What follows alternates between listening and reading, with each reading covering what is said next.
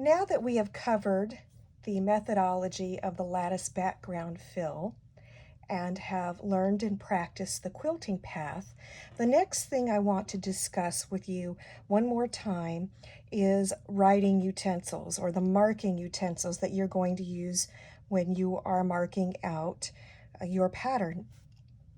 For the most part, I like to use the Crayola Take Note washable gel pens. This is a pack that I purchased on Amazon. You want to make sure that your package says washable, because they do make a permanent and a washable. Make sure if you go this route, use the washable. I have used all the colors in this spectrum and have never had a problem with them. I've been using them now 3+ years. So I've always been very happy with them and never had an issue. The best way to remove the markings is if you can use, the warmer the water, the better. You can use cool water if you need to. It's just going to take longer and you might have to do a second or third soak. But normally I'll just use a little warmer than tepid water and some Dawn dishwashing, some Dawn Platinum Ultra or whatever they call it, Dawn Ultra, as my washing agent, and I soak it. I don't wash it, I don't scrub it, I just put it into soak. I leave it for 20-30 minutes and give it a good rinse, and they're good to go. Now, that being said, there are other marking tools out on the market, and marking tools are really your preference. That is a personal decision on what you want to use. But I want to give you some options when we're talking about marking on the darker colored fabrics. For instance, this is a pretty dark red, and I'm pretty sure that the black ink would show up from that Crayola gel pen, but you might have a darker red or a dark blue and navy. This technique may work on black. You have to remember that this pattern is working on the sunshine and shadow, the loft versus the dense quilting that pushes the batting down.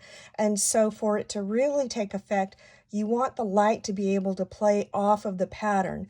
So you may want to try a test with your fabrics to make sure that a really dark color would work. Now, I know I have used chocolate brown. Actually, I think they called it a cinnamon brown on my competition quilt. And I have a piece of that fabric. This is an upholstery cotton sateen. And it was really difficult to mark with. The ink did not want to take. And so this would be another instance of practicing, auditioning your marking tools to make sure that they're going to work.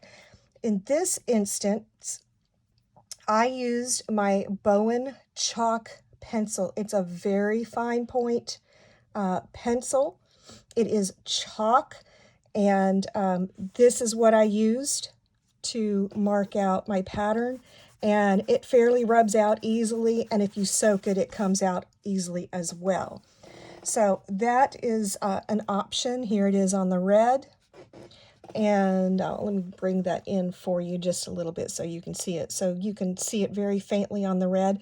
I try to mark as light as possible, because the darker you apply any of your marking tools, the more saturated and embedded they get into the fabric, and so it'll be harder to remove.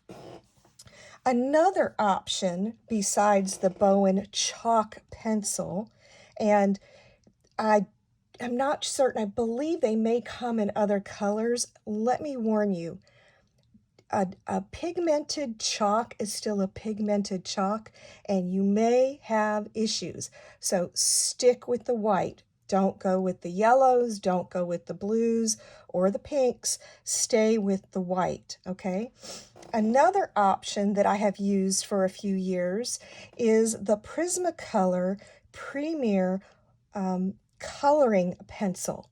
Not a watercolor, none of the others. It's the coloring like you would take in a coloring book or a sketchbook. coloring pencil, okay? And you can get these sold individually. I have seen them online. They were hard to find, but I know that I found mine at Hobby Lobby, and they sell the colors individually, so you can grab a few. They're about $2 and some change. Anyway, they also put a really nice line. Again, mark as light as you can with it. There it is on the brown. All right, these are options. Now, with this option right here, the Bowen, this is a click, a refillable. And what I would recommend highly is when you put a new lead in, or chalk, excuse me, and go to use it, make sure that you take a piece of paper or another piece of fabric and kind of smooth off the edge. You don't want to be working on a fabric and having it catch. Especially these are cotton sateen that I'm working with, and the weave is a little different than that of a quilter's cotton. Okay, so if it breaks off, or if you're using a new one, just rub it down, smooth it down so that you have a smooth edge on the point there. For the Prismacolor, you're going to need to invest in, and I would recommend, I've tried several and I've gone back, I went ahead and purchased the Prismacolor sharpener. It when you open it up, it has a short, they come short and stubby, ready to use, but they're really short and pointy. And you need, because you're working with a stencil, you need the longer point so that your pencil will go through the stencil. These do wear quickly, and so you will need to make sure you keep your pencil sharpened, and you may want to, depending on the size of your project, you may want a couple of these. All right, so that is my tip and recommendation for marking utensils.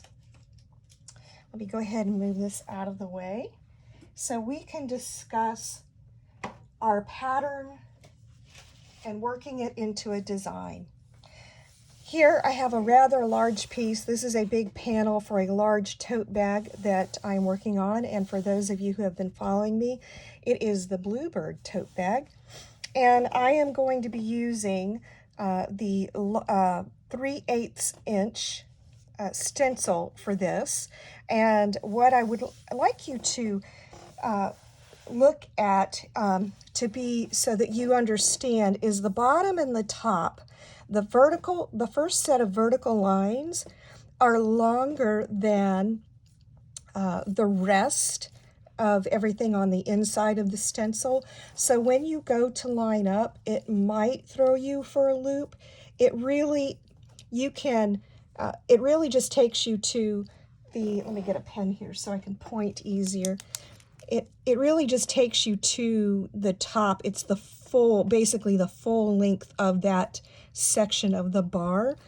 If that throws you, just maneuver it to where you're at the next line and you're lined up with the markings that you made before. All right?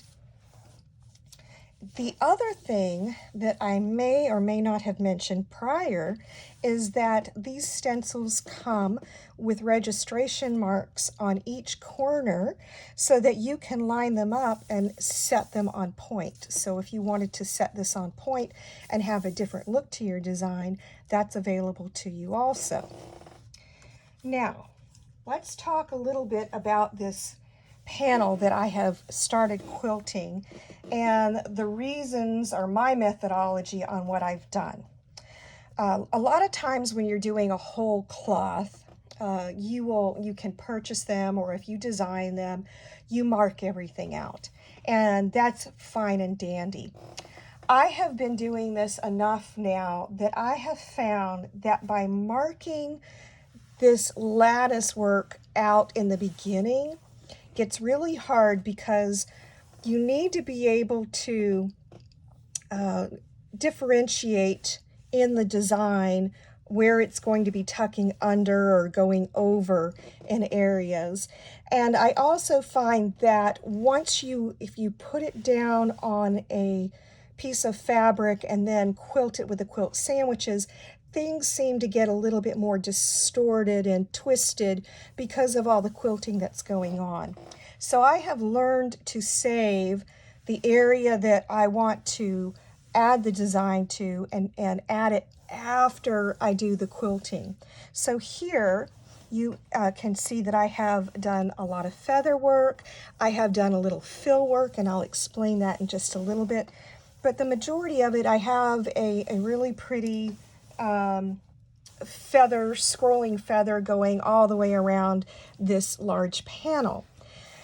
I have fill that complements the bluebird pocket or the other panel that I've done, and so that's going to complement it because this section is nowhere else. This is going to be for the back panel.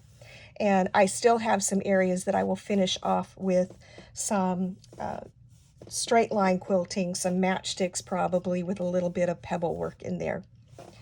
What I'd like to point out to you when you're designing is to make sure, I think this design works best when you have echoed your feather design or whatever you've put in, so that you have a place to bounce off of and work off of and against, because I'm wanting on this particular design for this panel, for the lattice to go under my feather work, okay?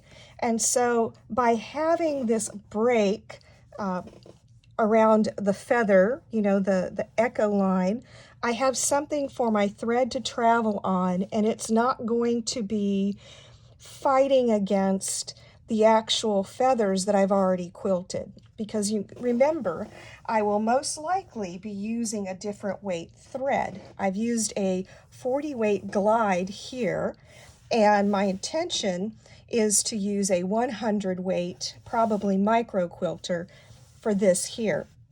And I'm going to show you in another part of this lesson some samples of using different weight threads and my feelings on which one would be appropriate.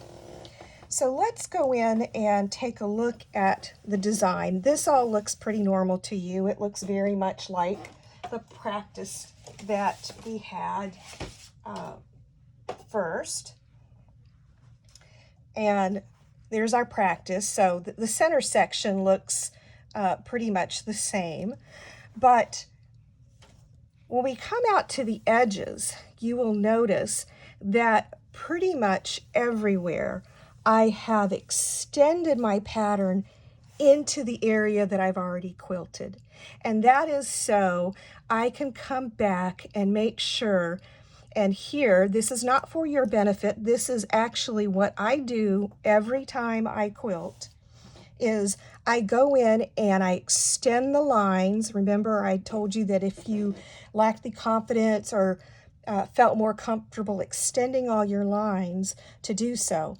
I extend my lines when I get to or am working up next to another pattern, okay? So you can see I'm not going to be quilting this, but at least here my eye's going to know, okay, this section right here, because I've extended it, that's actually part of this vertical line, and here is my fill area. Okay, so that's what you want. Here's my fill area. It's smaller than a normal fill area, but I know where everything's at. And that way, that's how you get everything to look like it's tucked under and you're not just cutting everything off, all right? Let me talk about my design here so that you understand my methodology. A lot of this, if you will see, I have my beautiful curling feather. I have another one here, and in between those feathers, I've got this space.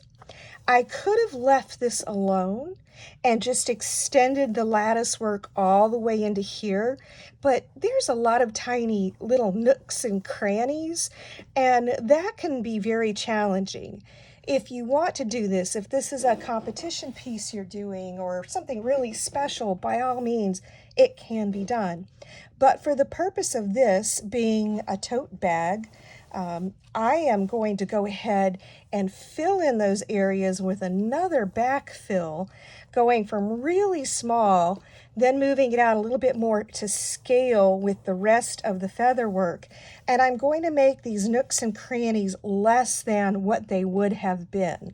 So I'm kind of smoothing off the pattern. If you look, all these areas where it goes really deep into those feathers, I've come back and kind of brought some balance in with some really tight fills, some large, and now I've got the area to work with the lattice. So that's my methodology on the design part of a quilt. So keep that in mind when you're working on something larger. Now, let's go back to this smaller piece that I've already shared with you. This is the 1/4 inch, and this is going to be a postcard. I've already done all the quilting, and the same methodology works with this quilting, marking it out, extending it past. This is my slightly larger than my postcard template. Remember, I take my pen. If you've watched the tutorial on the Christmas in July, I kind of take my pen and use the fat part of this pen to kind of mark out my area. And so that's what I've done here, and that gives me a generous area so that when all the quilting is done, and if there's any shrinkage, when I go to cut, I know that I'm going to have everything that I need inside this template area. So again, same concept. I need to, here, I am not echoing. I have not echoed except for the flower. Okay, here I've got some really tight pebble work, and because this is a daintier, smaller project, I'm going to take the time to actually bump off of all of this pebble work. All right, that's just my choice. It depends again on what the use is going to be of the project, what you're working on. So again, even though that there's a circle here, I've extended everything, that large pebble, I've extended everything so that I know, because this makes a difference. I'm going to, right here, even though that's echoed, I will quilt that little line there so that when I bring this down, I will have a nice, pretty square box where that fills in. All right, so just keep that in mind. That is part of designing with the background lattice fill. So now that I have explained my methodology on design work and how to use the background lattice fill, we're going to move on and we're going to talk about thread choices, how to audition, and what type of threads are best for this type of backfill.